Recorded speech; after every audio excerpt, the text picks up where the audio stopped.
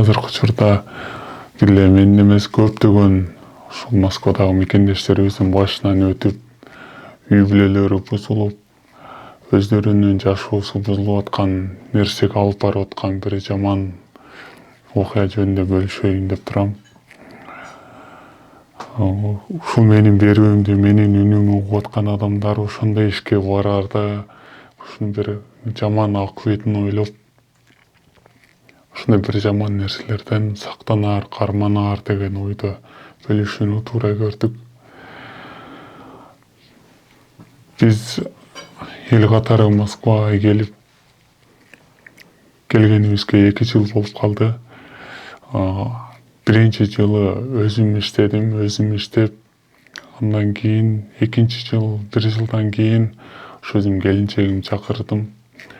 Келинчегим келгенге чейин өзүм башкара албай, кармана албай, бир бирөөлөр менен көңүл ачып, Москва жашоосу, московский жашоо катары ушуну көңүл ачып жашап жүрдүк.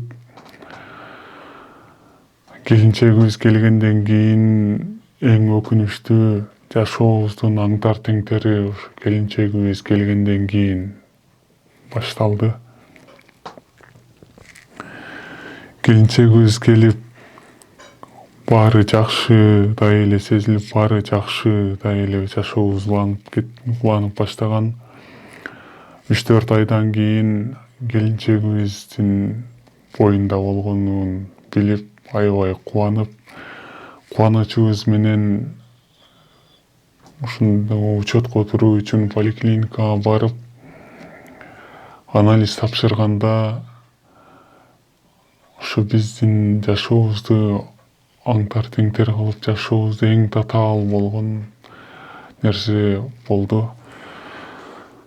Келинчегибизде ВИЧ оорусу бар экендиги аныкталды анализ тапшырганда. Башында ошол мен бул жакта жүргөн кезде сен Кыргызстанда жөн жүрбөй ошол ВИЧ оорусун жугузуп келдиң. Эмнеге мындай кылдың деп аялымды аябай жемелеп, урганга чейин, сабаганга чейин бардым.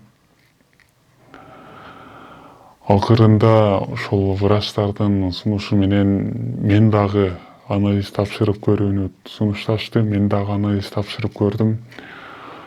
Бирок ВИЧ оорусу аялым эмес, менин жугузганым белгилүү болду. Ошол бул жакта көңүл ачып, московский жашоо деп жашап жүргөн, ошол менин көңүлдөшүм, мен менен ойнош болуп жүргөн кыздан жуккан экен мага. Мен аркылуу ошол келинчегиме жугуптур.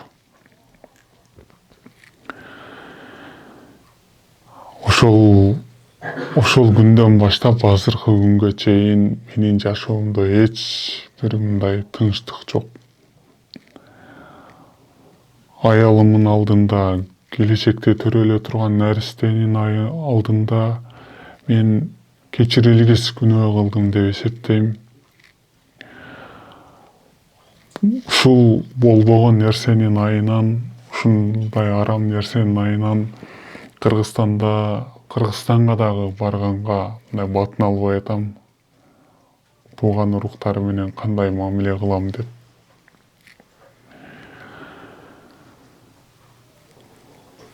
Азыр менин жашоомдо, менин башыман өтүп аткан нерсени элестетиш кыйын, бирок өтө бир жаман, өтө бир оор күндөрдү башыбыздан өткөрүп атабыз.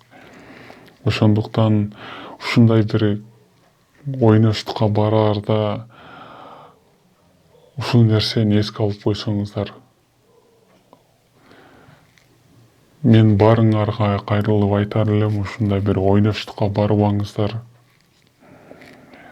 Мен дагы мурун көрөт элем, бирок кантип ушундай жаман жолдорго барат деп өзүм жек көрчүм, жаман көрчүм, бирок өзүм кандай жолго, ошондой жолго барганымды өзүм байкабай калдым. Ошондуктан ошо өзүм башыман өтүп аткан нерсени бөлүшкөнүмдүн себеби ушул. Мен кылган жаман нерседен сиздер дагы сабак алыңыздар деп. Анан бул оорудан кандай жол менен айыкса болот, кандай дагы жеңилдетсе болот ушул ооруну. Эгер билгендер болсо, сунушуңуздарды жаза кетиңиздер, суранычы.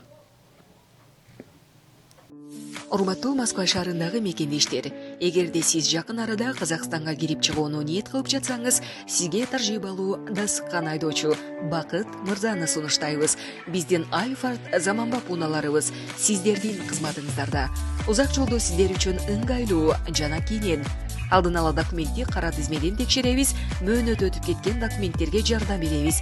Без пересадкасыз өзүбүз түз алып кирип чыгабыз. Биздин дарек Метро проспект Мира 39А. Толук маалыматты бул номерден алыңыздар.